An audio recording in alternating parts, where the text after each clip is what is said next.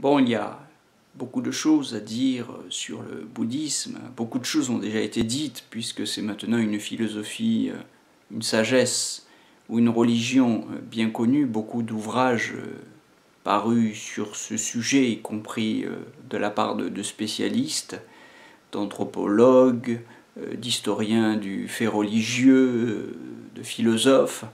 Je pense à Liliane Silburn, je pense à Françoise Bonnardel, évidemment Walpola Raoula, ce petit texte d'introduction au bouddhisme ancien, constamment réédité à juste titre depuis plusieurs décennies.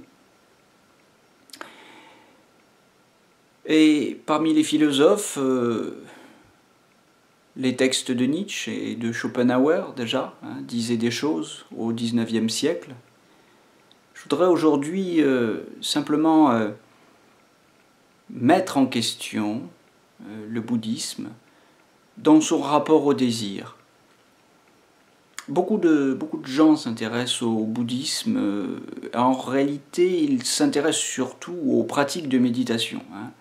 Ils pratiquent le bouddhisme comme une espèce de sédatif, disons-le comme ça, c'est-à-dire comme une espèce d'aspirine qui sert donc de médicament pour une vie stressée, difficultés familiales, stress professionnel. Eh bien, pour s'en sortir un petit peu, prendre du recul, apaiser un peu les émotions de cette tempête de la vie, beaucoup de gens recourent au bouddhisme, sous la forme de pratiques hebdomadaires dans des salles de méditation au sein des grandes villes, ou bien sous forme de retraite d'une journée, 3 journées, une semaine. Voilà, afin de calmer un peu la tempête des émotions qui les traversent. Et après tout, pourquoi pas? Mais c'est tout de même sur ce point-là, c'est sur cet usage-là du bouddhisme que Nietzsche met le doigt, je trouve, d'une manière particulièrement incisive, lorsqu'il oppose la tragédie au bouddhisme. L'esprit de la tragédie, l'esprit dionysien ou dionysiaque que Nietzsche oppose à la tragédie, c'est une espèce d'antidote à cette philosophie de fatigué. Ce que Nietzsche reproche au bouddhisme, qui mérite d'être entendu, ce que Nietzsche reproche au bouddhisme, c'est d'être une philosophie de fatigué, une sagesse de désespéré, une pseudo-sagesse, une philosophie qui convient à des gens que la vie a usé. Nietzsche emploie parfois des mots un peu forts et injurieux comme eunuque, on pourrait dire en français moderne bande de mou. Et lorsqu'on va dans les centres, les salles de méditation ou les centres de méditation bouddhistes, eh bien on se demande parfois si on n'est en effet pas tombé dans une espèce de piège, si on ne s'est pas un petit peu laissé abuser par des techniques narcotiques. Je crois que j'ai déjà eu l'occasion dans d'autres vidéos d'évoquer le fait que beaucoup de méditants dorment au lieu et en fait de méditation, y compris parfois dans certains centres de méditation, ceux-là même qu'on appelle des managers, c'est-à-dire des accompagnants qui sont censés donner des consignes de méditation aux méditants. Eh bien, personnellement, j'ai pu observer que au lieu d'états de méditation, certains tombaient parfois dans des états de torpeur et s'y complaisaient pendant 10 ou 12 jours. Pour ne pas vous donner trop de précisions sur le type de retraite bouddhiste auquel je fais allusion. Là, on a un vrai problème. on a un vrai problème qui se thématise de la manière suivante chez Nietzsche. Ce que Nietzsche appelle l'esprit tragique, le dionysisme, en référence à cette figure donc de la mythologie, enfin, du panthéon grec, Dionysos, c'est l'idée que face à la souffrance, nous avons une autre attitude possible. On peut chercher à en finir, c'est ce que font les bouddhistes, en cherchant la cause de la souffrance. Vous vous souvenez du discours, du sermon de Bénarès, du discours des 4 nobles vérités, dukkha, tout est dukkha, tout est souffrance, et on cherche la cause de cette souffrance, tanha, c'est la cause de la souffrance, c'est le désir. Le désir, on va pouvoir en sortir, c'est la 3e noble vérité, et magga, donc après Nirodha, magga, le noble sentier octuple, c'est la cessation de la souffrance, grâce à une méthode, la mise en branle de la roue du Dharma, c'est-à-dire des 8 principes d'une méthode qui permettent d'éteindre le désir, nirvana en sanskrit, nibbana en pali. L'extinction du désir, c'est le but que poursuit le bouddhiste, si vous voulez le but intermédiaire, le but terminal, le but final étant de mettre fin à la souffrance. C'est une certaine manière de voir la vie qui n'est pas sans intérêt, mais qui peut être perçue comme une forme de nihilisme. Parce que la vie est souffrance. D'ailleurs, sur ce point-là, Nietzsche et Bouddha sont tout à fait d'accord, la vie est souffrance. Si la vie est souffrance, pourquoi vouloir en sortir ?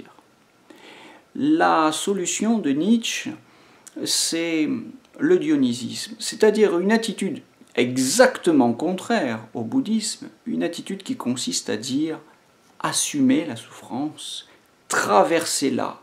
Si vraiment vous avez une énergie vitale très forte, eh bien, cette souffrance, vous pouvez l'aimer. Je ne dis pas la cultiver, comme le font ceux qu'on appelle des masochistes. Il ne s'agit pas de cultiver de manière perverse le goût de la souffrance, mais il s'agit de ne pas tirer de la souffrance un argument contre la vie.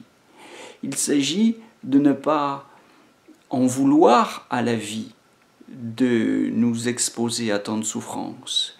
Il s'agit de ne pas nous priver de la vie en cherchant à nous soulager de cette souffrance, car c'est peut-être le problème de tous ces bouddhistes qui veulent soulager la souffrance. Est-ce qu'en soulageant la souffrance, ils ne tuent pas ce qu'il y a aussi en eux de plus vivant?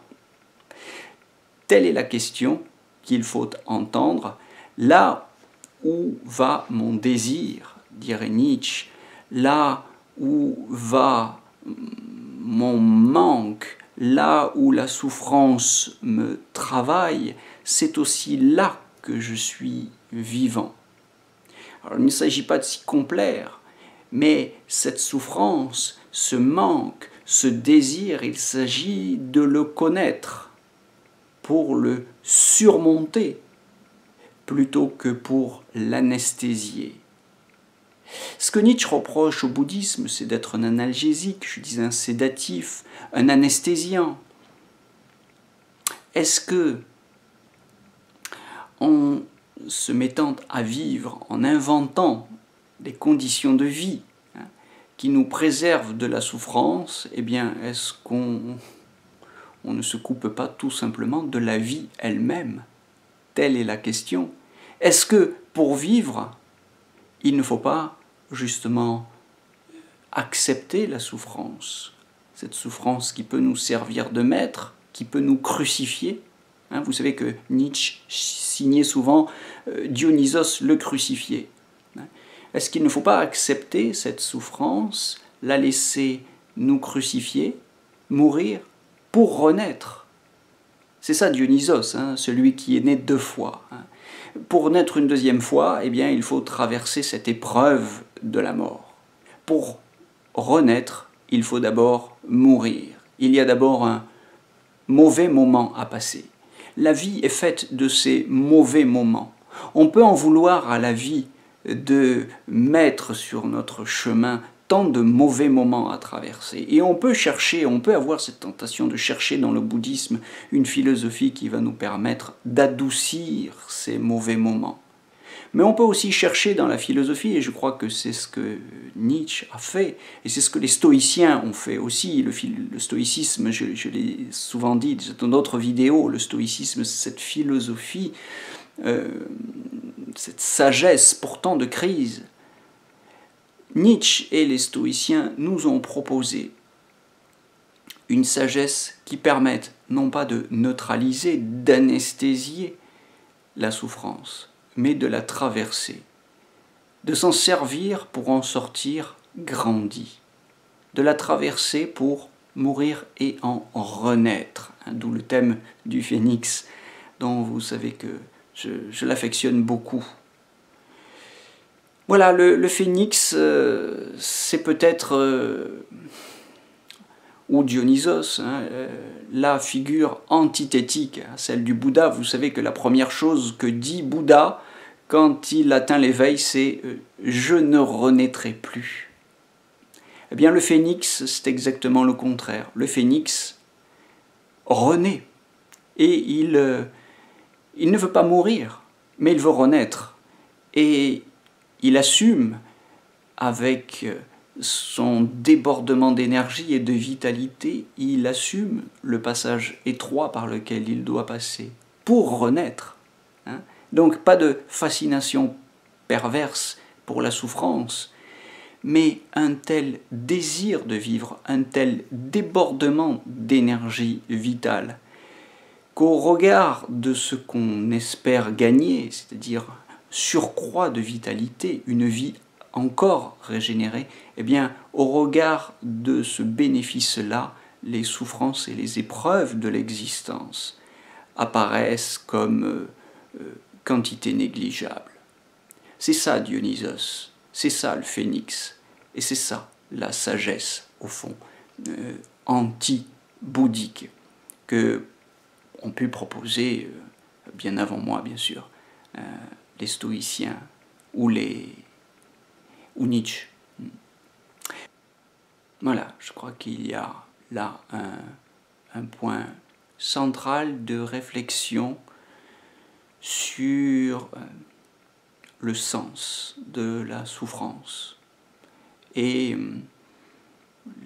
les raisons pour lesquelles nous irions plutôt vers une sagesse de type tragique, nietzschéenne, stoïcienne, même si j'ai par ailleurs dit, je vous le rappelle en passant, que le stoïcisme est dans l'univers grec des sagesses tragiques la plus anti-tragique des sagesses tragiques. Mais je vous renvoie à ces vidéos, je ne veux pas que celles-ci durent trop longtemps, et je vous donne rendez-vous très bientôt pour d'autres réflexions sur ces sujets.